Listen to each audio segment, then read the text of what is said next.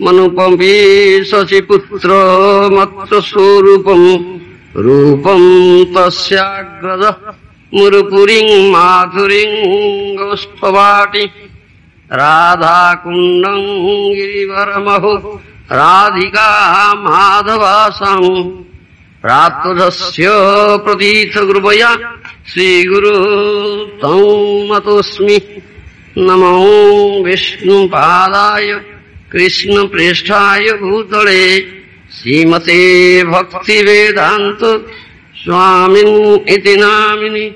नमस्ते सरस्वती देवं गौरवाणी प्रचारिणे निर्विशेष शून्यवादी पाश्चात्य देशतारिणे।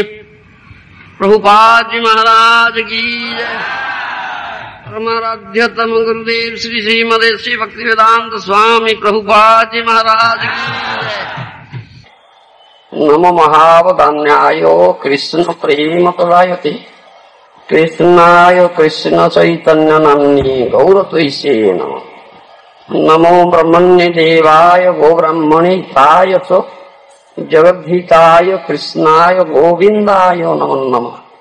हे कृष्ण करुणा सिंधो दीनबंधो जगत्पते गोपीश गोपिका कांतो राधा कांत नमस्तुते। सप्त कांचन गौरांगी राधे वृंदावनेश्वरी वृषभानुसुते देवी प्रणमामि हरिप्रिये। वाञ्छाकल्पतरुभ्यश्च कृपा सिन्धुभ्यश्च पतितानां पावनेभ्यो वैष्णवेभ्यो नमो नमः। हरे कृष्ण कृष्ण कृष्ण हरे हरे हरे राम राम राम हरे हरे कृष्ण कृष्ण कृष्ण हरे हरे हरे राम राम राम हरे। आनंद लीलामय विग्रहाय हेमावदिव्यो छविसुंदराय तस्मै महाप्रेम रसप्रदाय श्री चैतन्य चंद्राय नमो नमस्ते। चैतन्य चंद्राय नमो नमस्ते। चैतन्य चंद्राय नमो नमस्ते। चैतन्य चंद्राय नमः। उपस्थित सम्माननीय गजपति श्री श्री दिव्य सिंहदेव महाराज एवं उपस्थित भक्त सज्जन वृंद आपण मानक मु सर्वप्रथमे मो विनम्र प्रणाम जनाऊँ एवं धन्यवाद अर्पण करुच्ची जेहेतु आपण माने आम मान उत्सव सदैव ही योगदान करते। आमर परमाराध्यतम गुरुदेव श्री श्रीमद श्री भक्तिवेदांत स्वामी प्रभुपाद जी महाराज जो जन्म आविर्भाव शतवार्षिकी उत्सव पालन उपलक्षे समग्र जगत रे बहु उत्सव बहु प्रकार कार्यक्रम आयोजन करा जायछि। आमर मध्य ए कृष्ण बलराम मंदिर तरफ इस्कन मंदिर तरफ कार्यक्रम निया जायछि। से मध्य ये गोटे कार्यक्रम प्रभुपाद को जनइबा परिचित करेगा समग्र जगत रे। श्रील प्रभुपाद श्री श्री जगन्नाथ कृष्ण चैतन्य महाप्रभु प्रिय भक्त।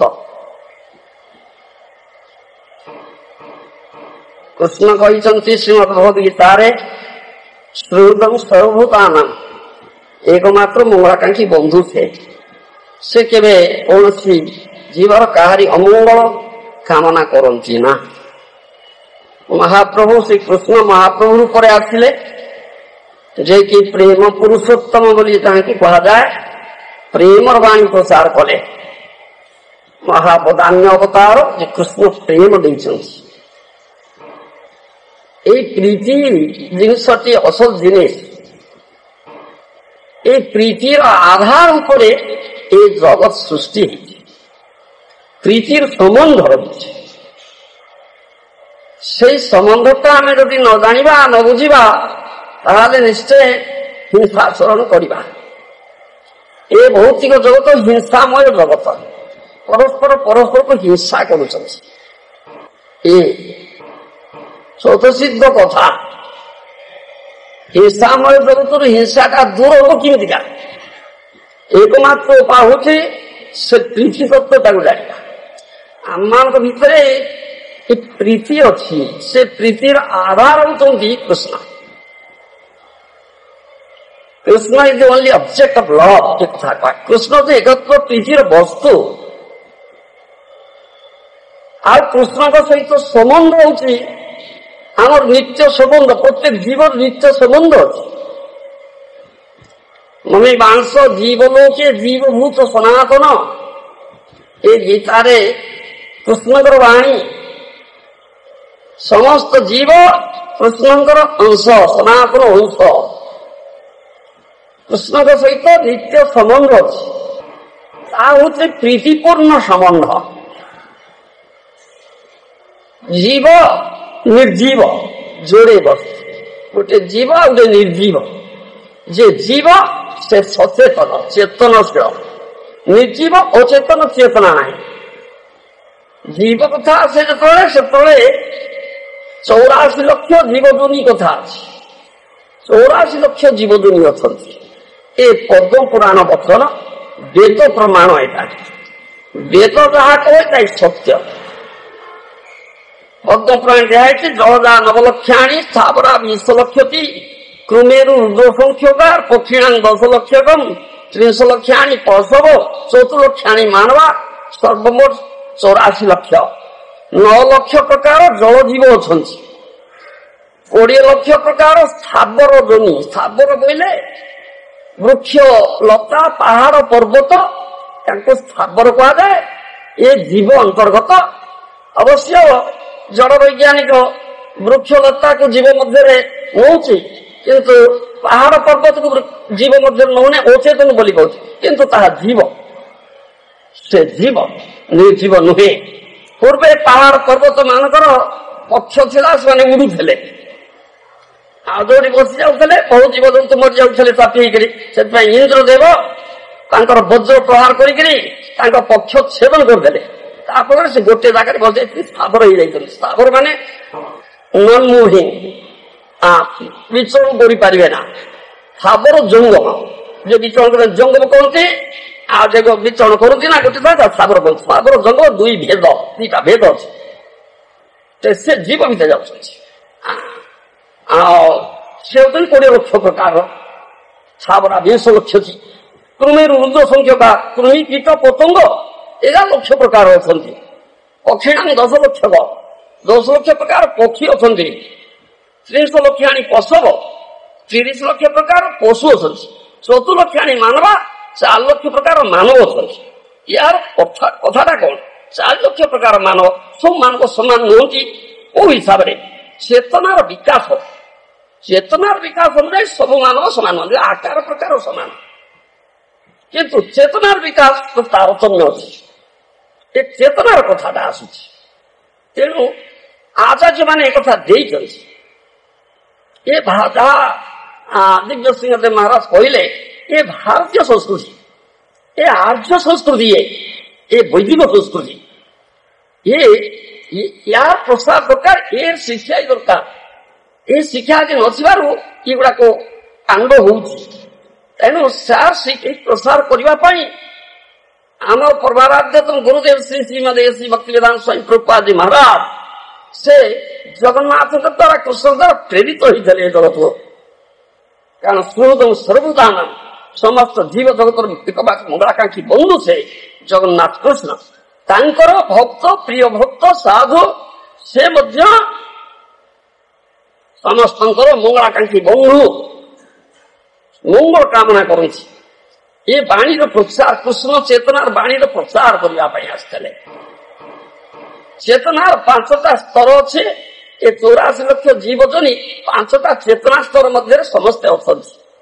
ଆବୃତ ଚେତନା, ସଂକୁଚିତ ଚେତନା, ମୁକୁଳିତ ଚେତନା, ବିକଶିତ ଚେତନା, ପୂର୍ଣ୍ଣ ବିକଶିତ ଚେତନା, এই 5টা ଚେତନା ସ୍ତର ଅଛି। এই 5ଟା ଚେତନା ସ୍ତର ଭିତରେ ସମସ୍ତ 84 ଲକ୍ଷ ଜୀବଜମି ଅଛନ୍ତି। ମାନବେତର ପ୍ରାଣୀ ହଉଛନ୍ତି 80 ଲକ୍ଷ ପ୍ରକାରର, ମାନବ ହଉଛି 4 ଲକ୍ଷ ପ୍ରକାର। 80 ଲକ୍ଷ ପ୍ରକାରର ମାନବେତର ପ୍ରାଣୀ ସମସ୍ତେ 2ଟି ଚେତନା ସ୍ତର ଭିତରେ ଅଛନ୍ତି। ସେ ହଉଛି ଆବୃତ ଚେତନା ଆଉ ସଂକୁଚିତ ଚେତନା। ସେମାନଙ୍କର ଚେତନା ସ୍ତରର କଦାପି ଉନ୍ନତି ହେଇପାରିବ ନାହିଁ, ସେ ସୁଯୋଗ ତାଙ୍କର ନାହିଁ, ମାନବର ଅଛି। ସେଇଥିପାଇଁ ମାନବ ଯୋନିକୁ ସୁଦୁର୍ଲଭ ଯୋନି ବୋଲି କୁହାଯାଏ। ଦୁର୍ଲଭଂ ମାନୁଷଂ ଜନ୍ମଂ, ଭାଗବତରେ ବାରମ୍ବାର କୁହାଯାଇଛି। ଦୁର୍ଲଭଂ ମାନୁଷଂ ଜନ୍ମଂ ତଦପି ଅଧ୍ରୁବଂ ଅର୍ଥଦଂ ଲବ୍ଧ୍ୱା ସୁଦୁର୍ଲଭ ଇଦଂ ବହୁ ସମ୍ଭବାନ୍ତେ ମାନୁଷ୍ୟ ମର୍ଚ୍ଛଦ ମନିତ୍ୟ ମତି ଅଧୀର। 11 ସ୍କନ୍ଧ ଭାଗବତ, 10ମ ସ୍କନ୍ଧ ଭାଗବତ, 7ମ ସ୍କନ୍ଧ ଭାଗବତ ଆପଣ ଦେଖନ୍ତୁ, ବାରମ୍ବାର କୁହାଯାଇଛି ମାନବ ଯୋନି ସୁଦୁର୍ଲଭ। କାହିଁକି ସୁଦୁର୍ଲଭ ହେଇଛି? ଉଦ୍ଦେଶ୍ୟଟା କଣ ତାର? ଲବ୍ଧ୍ୱା ସୁଦୁର୍ଲଭ ଇଦଂ ବହୁ ସମ୍ଭବାନ୍ତେ ମାନୁଷ୍ୟ ମର୍ଚ୍ଛଦ ମନିତ୍ୟ ମତି ଅଧୀର। କିନ୍ତୁ ଏ ଅନିତ୍ୟ ସ୍ୱଳ୍ପ କାଳ ପାଇଁ ଏ ମାନବ ଯୋନି ମିଳିଛି, ମାନବ ଜନ୍ମ ମିଳିଛି। ଯେକୌଣସି ମୁହୂର୍ତ୍ତରେ ନଷ୍ଟ ହେଇଯିବ, କେଜାଣେ କାହାର ଆଜି ମୃତ୍ୟୁ କାଳ ହେଇଯିବ ଉପସ୍ଥିତ। କିଏ କହିପାରିବ ନାହିଁ ଯେ ଆଜି ମୃତ୍ୟୁ ହେଇଯାଉଛି। କିନ୍ତୁ ଅର୍ଥଦ ଏଇଟା, ଏଇ ଜମିରେ ତୁମେ ଚେତନା ଚରର ପରିପୂର୍ଣ୍ଣ ବିକାଶ କରିପାରିବ, ଅର୍ଥାତ୍ ସର୍ବୋଚ୍ଚ ଚେତନା ସ୍ତର ଯାହାକୁ କୁହାଗଲା ପୂର୍ଣ୍ଣ ବିକଶିତ ଚେତନା, ତାର ଅନ୍ୟ ନାମ ହଉଛି ପୂର୍ଣ୍ଣ କୃଷ୍ଣ ଚେତନା। ସେ ପୂର୍ଣ୍ଣ କୃଷ୍ଣ ଚେତନା ଲାଭ କରିପାରିବ। ଏ ହଉଛି ଦୁର୍ଲଭ ମାନବ ଯୋନିର ଉଦ୍ଦେଶ୍ୟ। କାରଣ ମାନବ ଯୋନି ହଉଛି ଦୁର୍ଲଭ, ମାନବର ଚେତନା ହଉଛି ଉନ୍ନତ। ଯେତେବେଳେ ମାନବ ଜନ୍ମ ମିଳେ, ଚେତନାର ଉନ୍ନତ ସ୍ତରକୁ ଭଗବାନ ସୁଯୋଗ ଦେଇଛନ୍ତି ଏବଂ ସୁଯୋଗ ଦେଇଛନ୍ତି ତୁମ ଚେତନା ସ୍ତରର ଉନ୍ନତି କରି ସର୍ବୋଚ୍ଚ ଚେତନା ସ୍ତରରେ ତୁମେ ଉପସ୍ଥିତ ହେଇପାରିବ। ସେ ହଉଛି ପୂର୍ଣ୍ଣ ବିକଶିତ ଚେତନା, ତାକୁ କୁହାଯାଏ ପୂର୍ଣ୍ଣ କୃଷ୍ଣ ଚେତନା। ସେଇ କୃଷ୍ଣ ଚେତନାର ବାଣୀ ପ୍ରଚାର କରିଛନ୍ତି ସମଗ୍ର ପୃଥିବୀରେ। କୃଷ୍ଣ ଚେତନାଟା କଣ? ଶ୍ରୀମଦ ଭଗବତ ଗୀତାରେ କୃଷ୍ଣ କହିଛନ୍ତି, ଯୋ ମାଂ ପଶ୍ୟତି ସର୍ବତ୍ର ସର୍ବଂ च ମୟି ପଶ୍ୟତି ତସ୍ୟାଂ ନ ପ୍ରଣଶ୍ୟାମି ସ च मे न ପ୍ରଣଶ୍ୟତି। ଏ ହଉଛି ପୂର୍ଣ୍ଣ କୃଷ୍ଣ ଚେତନା। ଯେ ମତେ ସର୍ବତ୍ର ଦେଖନ୍ତି ଆଉ ସବୁ ମୋ ଠାରେ ଦେଖନ୍ତି, ସେ ମୋ ଦୃଷ୍ଟାନ୍ତରରେ ନାହାନ୍ତି ବା ମୁଁ ତାଙ୍କ ଦୃଷ୍ଟାନ୍ତରରେ ନାହିଁ। ଏ ହଉଛି ପୂର୍ଣ୍ଣ କୃଷ୍ଣ ଚେତନା। ସର୍ବତ୍ର କୃଷ୍ଣ ଦର୍ଶନ କରିବା ବା ସବୁ କୃଷ୍ଣଙ୍କ ଠାରେ ଦେଖିବା ମାନେ ସବୁ କୃଷ୍ଣଙ୍କର, କୃଷ୍ଣଙ୍କ ସହିତ ସମସ୍ତେ ସମ୍ବନ୍ଧିତ। ଏ ହଉଛି ସମ୍ବନ୍ଧ ତତ୍ଵ। ବେଦେ ତ୍ରିତତ୍ଵ କହେ, ବେଦରେ 3ଟା ତତ୍ଵ କୁହାଯାଇଛି, ସମ୍ବନ୍ଧ ଅବିଧେୟ ପ୍ରୟୋଜନ। ସେଇଥିପାଇଁ ଶ୍ୟାମ ତ୍ରିଭଙ୍ଗ ଲଳିତ, ସେ ଶ୍ୟାମ ସୁନ୍ଦର, ସେ ତ୍ରିଭଙ୍ଗ ହେଇଛନ୍ତି। ତ୍ରିଭଙ୍ଗର ତାତ୍ପର୍ଯ୍ୟ 3ଟି ତତ୍ଵ, ସମ୍ବନ୍ଧ ଅବିଧେୟ ଆଉ ପ୍ରୟୋଜନ ତତ୍ଵର ପ୍ରକାଶ। ଏଥିପାଇଁ ଶ୍ୟାମ ତ୍ରିଭଙ୍ଗ ଲଳିତ। ସମ୍ବନ୍ଧ ହଉଛନ୍ତି କୃଷ୍ଣ, ଏକମାତ୍ର ସମ୍ବନ୍ଧ, ମୁଖ୍ୟ ସମ୍ବନ୍ଧ। ସର୍ବଜୋନିଷୁ କୌନ୍ତେୟ ମୂର୍ତ୍ତୟ ସମ୍ଭବତି ତାସାଂ ବ୍ରହ୍ମ ମହଜ୍ଜୋନି ଅହଂ ବୀଜପତ ପିତା। ଏ ଗୀତାରେ କୃଷ୍ଣଙ୍କର ବାଣୀ। ଯେତେ ଜୀବଜୋନି ଯାହା ଦେଖୁଛ, କୃଷ୍ଣ କହିଲେ ମୁଁ ବୀଜ ପ୍ରଦାନକାରୀ ପିତା, କହିଲେ କୃଷ୍ଣଙ୍କର ସନ୍ତାନ, କୃଷ୍ଣ ପରମ ପିତା। କୃଷ୍ଣ ପରମ ପିତା, ସମସ୍ତ ଜୀବ ତାଙ୍କର ସନ୍ତାନ। ସନ୍ତାନ ହିସାବରେ ଆମ ଭିତରେ ରହିଛି କଣ ନା ଏ ଭ୍ରାତୃତ୍ୱ। ଦିସ୍ ଇଜ ୟୁନିଭର୍ସାଲ ବ୍ରଦରହୁଡ, ଇଂରେଜୀରେ କୁହାଯିବ। ଏ ଭ୍ରାତୃତ୍ୱ, ଜଣେ ପିତା ତାଙ୍କର ସମସ୍ତେ ସନ୍ତାନ। ଏ ଭ୍ରାତୃତ୍ୱ ବେଷ୍ଟ ବ୍ରଦରହୁଡ, ବେଷ୍ଟ ଲଭ, ଏ ପ୍ରୀତି ଉପରେ ଆଧାରିତ। କୃଷ୍ଣ ହଉଛନ୍ତି ଏକମାତ୍ର ପ୍ରୀତିର ବସ୍ତୁ, ଏକମାତ୍ର ପ୍ରୀତିର ବସ୍ତୁ କୃଷ୍ଣ। ପ୍ରୀତିର ବିଷୟ, ପ୍ରୀତିର ଆଶ୍ରୟ। ପ୍ରୀତି କଥାଟା ଆସିଲେ ଯୋଡେ ଦିଗ ଆସେ, ଗୋଟେ ବିଷୟ, ଗୋଟେ ଆଶ୍ରୟ। Two sides, love has two sides, is not one sided. The object of love and the abode of love, ଇଂରେଜୀରେ କୁହାଯାଏ। ପ୍ରୀତିର ବିଷୟ, ପ୍ରୀତିର ଆଶ୍ରୟ। ପ୍ରୀତିର ବିଷୟ କୃଷ୍ଣ, ଜୀବ ମାତ୍ରେ ପ୍ରୀତିର ଆଶ୍ରୟ। ତେଣୁ କୃଷ୍ଣଙ୍କ ସହିତ ପ୍ରୀତିପୂର୍ଣ୍ଣ ସମ୍ବନ୍ଧ ନିତ୍ୟ ପ୍ରୀତିପୂର୍ଣ୍ଣ ସମ୍ବନ୍ଧ ଅଛି ପ୍ରତ୍ୟେକ ଜୀବର। ଏ ହଉଛି ଆମର ବୈଦିକ ବେଦର କଥା, ଏ ହଉଛି ବେଦ କଥା। ଏ କୃଷ୍ଣ ବେଦ ତାଙ୍କର ପାଣି ପ୍ରକାଶ କରୁଛନ୍ତି। ସେଥିପାଇଁ ଏ କୃଷ୍ଣ ଚେତନା, ଏ ହଉଛି ସର୍ବୋଚ୍ଚ ଚେତନା। ମାନବ ଜୀବନରେ ଏ ସୁଯୋଗ ମିଳିଛି କୃଷ୍ଣ ଚେତନା ଲାଭ କରିବା ପାଇଁ। ଏ ପୂର୍ଣ୍ଣ କୃଷ୍ଣ ଚେତନଶୀଳ ହବ, ସେ ଦେଖିବ ଏଇ ସମ୍ବନ୍ଧଟା, ଇଏ କୃଷ୍ଣଙ୍କର ସମ୍ବନ୍ଧ, ଇଏ କୃଷ୍ଣଙ୍କର ଜୀବ। ଯୋଉ କୃଷ୍ଣ କି ମୋର ପ୍ରୀତିର ବିଷୟ, ଯୋଉ କୃଷ୍ଣ ମୋର ପ୍ରୀତିର ବିଷୟ, ତାଙ୍କର ଜୀବ ପ୍ରତି ହିଂସା କରିବା ପ୍ରଶ୍ନ କୋଉଠି ଆସୁଛି? କେମିତି ହିଂସା କରିବି? ଯେ ମୋର ପ୍ରୀତିର ବିଷୟ ତାଙ୍କର ଜୀବ, କୃଷ୍ଣ ଜୀବ, କୃଷ୍ଣଙ୍କ ଜୀବ ପ୍ରତି ଦୟା। ସେଥିପାଇଁ ବୈଷ୍ଣବ ଧର୍ମ କହେ ଜୀବେ ଦୟା ନାମେ ରୁଚି ବୈଷ୍ଣବ ଆଶା। ଜୀବେ ଦୟା ନାମେ ରୁଚି ବୈଷ୍ଣବ, ଜୀବେ ଦୟା, ଜୀବ ପ୍ରତି ଦୟା। ଦୟାଟା କେମିତିକା ହବ? ପ୍ରୀତି ନଥିଲେ, କୃଷ୍ଣ ସମ୍ବନ୍ଧ ନଥିଲେ। ଯୋଉ କୃଷ୍ଣ ମୋର ପ୍ରୀତିର ବିଷୟ, ସେଇ କୃଷ୍ଣଙ୍କର ଏ ଅଂଶ, ଏ ଜୀବ କୃଷ୍ଣଙ୍କ ଜୀବ। ତେଣୁ ଆସିବ ଦୟା। ଯଦି ନାହିଁ ଦୟାଟା ଆସିବ କୁଆଡେ? ହିଂସା କରିବ, ହିଂସା କରିବା ପଶୁ ପ୍ରବୃତ୍ତି। ଏଇଟା ପଶୁ ପ୍ରବୃତ୍ତି। ପଶୁର ଇଏ ଚେତନା ଆସିବ ନା? ପଶୁ କୃଷ୍ଣ ଚେତନା ଲାଭ କରିପାରିବ ନା? କହିଲି ଯୋଡିଏ ଚେତନା ସ୍ତର ଭିତରେ ଅଛି। ଆବୃତ ଚେତନା, ସଂକୁଚିତ ଚେତନା, ଚେତନା ସ୍ତରକୁ ଉନ୍ନତି କରିବାର ଅବକାଶ ନାହିଁ। କିନ୍ତୁ ମାନବ ଜୀବନ ଯେତେବେଳେ ମିଳେ ଅବକାଶଟା ଦିଆଯାଇଛି, ଏଇଟା ବୁଝିବାକୁ ପଡିବ। ସେଥିପାଇଁ କୃଷ୍ଣ ଚେତନାର ବାଣୀ ସମଗ୍ର ପୃଥିବୀରେ ସେ ପ୍ରସାର କରୁଛନ୍ତି। ଏ ଯେ କେତେ ଦୂର ଉପକାର, ତାହା ଚିନ୍ତାଶୀଳ ବ୍ୟକ୍ତି ଚିନ୍ତା କରିପାରିବ। ପ୍ରକୃତ ଉପକାର ଏ କୃଷ୍ଣ ଚେତନା ପ୍ରବେଶ କରେଇବା। ଯିଏ ଚେତନହୀନ ତା ଭିତରେ କୃଷ୍ଣ ଚେତନା ପ୍ରବେଶ କରିବା ହଉଛି ପ୍ରକୃଷ୍ଟ ଉପକାର। ଏହା ଛଡା ବଳି ଉପକାର ନାହିଁ। କୃଷ୍ଣ ଚେତନା ଲାଭ କଲେ, କୃଷ୍ଣ ଚେତନଶୀଳ ହେଲେ ସର୍ବତ୍ର କୃଷ୍ଣ ଦର୍ଶନ କରିବ। ସବୁ କିଛି କୃଷ୍ଣଙ୍କର ସମ୍ବନ୍ଧ, କୃଷ୍ଣଙ୍କର ବସ୍ତ୍ର, କୃଷ୍ଣଙ୍କର ଜୀବ, ସବୁ କିଛି କୃଷ୍ଣଙ୍କର ବୋଲି ଦେଖିବ। ତାହେଲେ ଆଉ ହିଂସାର ସ୍ଥାନ ରହିବ ନା। ଏଇ ହେଉଛି କଥା, ଏଇ ବାଣୀ ପ୍ରକାଶ।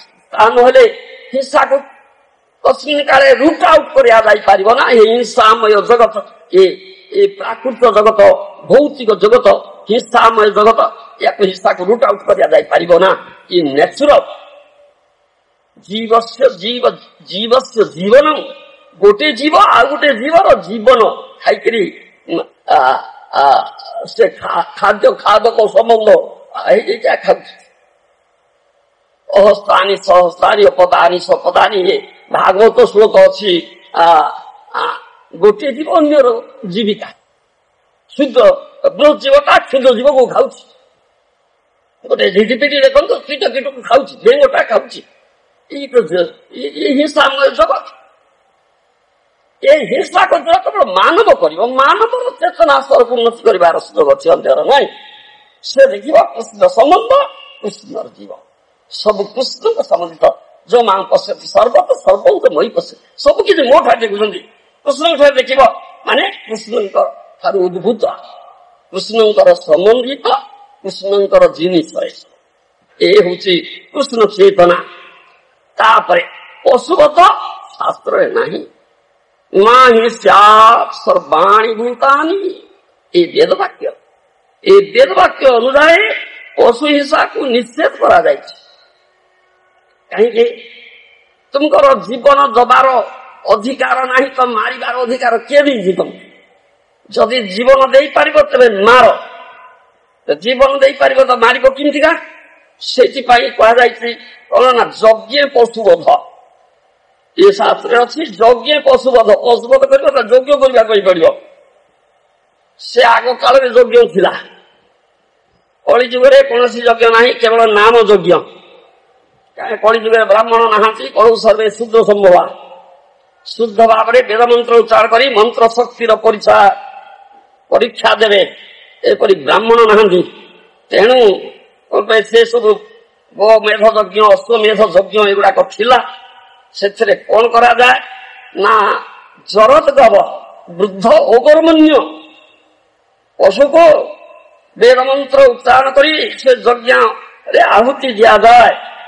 ସେ ଯଜ୍ଞ ବେଦ ମନ୍ତ୍ର ଉଚ୍ଚାରଣ କରି ଆହୁତି ଆଗଲେ ସେ ମନ୍ତ୍ରର ଶକ୍ତି ବଳରେ ସେ ନୂତନ ଶରୀର, ସେ ପଶୁ ନୂତନ ଶରୀର ଧରି ଯଜ୍ଞ ଅଗ୍ନି ମଧ୍ୟରୁ ଲମ୍ଫ ଦେଇକରି ବାହାରେ, ସେଟା ହତ୍ୟା ହେଲା ନା, ତାକୁ ନୂତନ ଜୀବନ ଶରୀର ଦିଆଗଲା।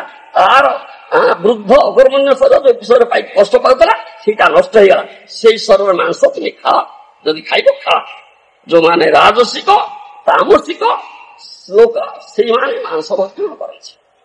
ସାତ୍ବିକ ସତ୍ୟସ୍ତକୁ ଗଲେ ମାଂସ ଭକ୍ଷଣ କଥା ଉଠେ ନା। ସେଥିପାଇଁ ଏ ବେଦରେ ଆଦେଶ ନାହିଁ ଯଜ୍ଞ ପଶୁପଦ ପାଏ। ଏ ଯଜ୍ଞ କରିପାରିବେ ନା, ଓଇ ଯୁଗରେ ନିଷେଧ ହେଇଯାଇଛି। ଅଶ୍ୱମେଧଂ ଗବାଲମ୍ବଂ ସନ୍ନ୍ୟାସଂ ଫଳ ପୈତୃକଂ ଦେବରେଣ ପୁତ୍ରୋତ୍ପତ୍ତି ଫଳ ପଞ୍ଚ ବିଭର୍ଜୟତେ। କଳି ଦିଗରେ 5ଟା ଜିନିଷ ନିଷେଧ କରାଯାଇଛି। ଏଗୁଡା କରିପାରିବ ନା ତୁମେ। ଅଶ୍ୱମେଧ ଯଜ୍ଞ, ଗୋମେଧ ଯଜ୍ଞ, ଫଳ ପୈତୃକ, ପିତୃ ଶ୍ରାଦ୍ଧରେ ମାଂସ ଅର୍ପଣ, ଦେବରେଣ ପୁତ୍ରୋତ୍ପତ୍ତି, ଇଏ ଭାଇ ମରିଗଲା ଭାଇର ଭାର୍ଯ୍ୟାକୁ ରଖିକିରି ପୁତ୍ରୋତ୍ପତ୍ତି କରିବ, ଏଇଟା କଥା ନାହିଁ। ସନ୍ନ୍ୟାସ ବୋଇଲେ କର୍ମ ସନ୍ନ୍ୟାସ ଏଗୁଡାକ ନାହିଁ। 5ଟା ନିଷେଧ କରାଯାଇଛି। କେବଳ ହରିନାମ ସଂକୀର୍ତ୍ତନ, ହରେ କୃଷ୍ଣ କୃଷ୍ଣ କୃଷ୍ଣ ହରେ ହରେ ହରେ ରାମ ରାମ ଏଇ ଭଗବାନଙ୍କର ନାମ, ଦିବ୍ୟ ନାମ ପ୍ରଚାର ସଂକୀର୍ତ୍ତନ ଏ ଯୁଗ ଧର୍ମ ପ୍ରଚାର କରିଛନ୍ତି ପ୍ରେମ ପୁରୁଷୋତ୍ତମ ଗୌରାଙ୍ଗ ମହାପ୍ରଭୁ। ତା ଫଳରେ କଣ হয় ନା, ଏ ଯୋଉ ଦୂଷିତ ବାତାବରଣ ସୃଷ୍ଟି ହଉଛି, ସଂକୀର୍ତ୍ତନ হইতে হয় পাপ সংসার নাশন। ପାପ ଭାବନା ଭରପୁର ହେଇଛି, ହିଂସାର ଭାବନା ଭରପୁର ହେଇଛି, ବାୟୁମଣ୍ଡଳ ଦୂଷିତ ହଉଛି, ପ୍ରଦୂଷଣ ହେଇଗଲା ବୋଲି କହୁଛନ୍ତି।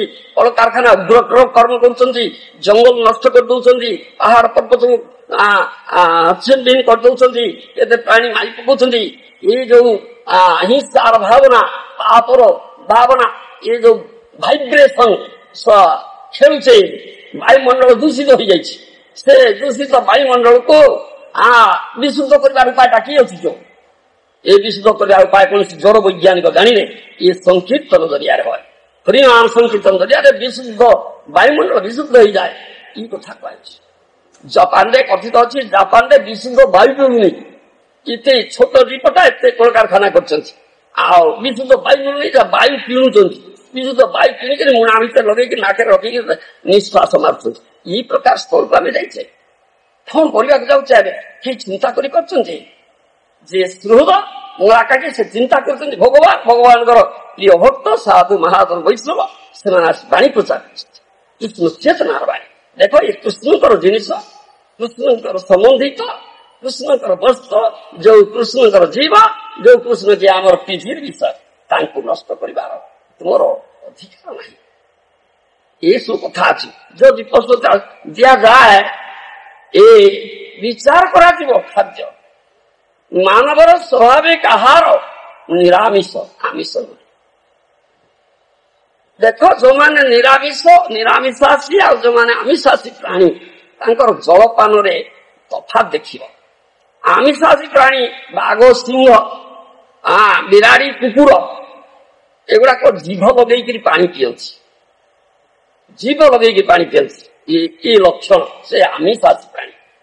କିନ୍ତୁ ଯୋଉମାନେ ନିରାମିଷାସୀ ପ୍ରାଣୀ, ଗୋରୁ, ଛେଳି, ମଣିଷ, ଏମାନେ ଜିଭ ଲଗେଇ ପାଣି ପିଅନ୍ତି, ଓଠ ଲଗେଇ ପାଣି ପିଅନ୍ତି। ଏ ହଉଛି ନିର୍ଣ୍ଣୟ କରିବାର ଲକ୍ଷଣଟା।